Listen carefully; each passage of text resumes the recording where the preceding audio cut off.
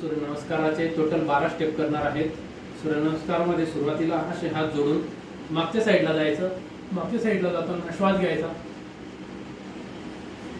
नंतर पादपश्चिमोत्तासन करताना श्वास सोडायचा आहे। ते झाल्यानंतर उजवा पाय समोर ठेवून डावा पाय मागे आपण असे अश्वसंचालनासनामध्ये यायचं। अश्वासारखं आपण संचालन करायचं आहे। त्यानंतर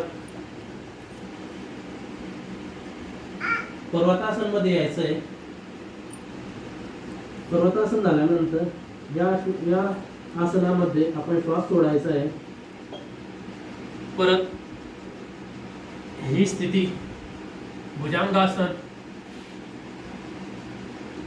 भुजंगासन झाल्यानंतर परत पर्वतासन, परत डावा पाय पुढे घेऊन अश्वसंचालन, अश्वसंचालन नंतर पादपश्चिमोत्तासन आणि परत मूळ स्थितीत यायचं आहे।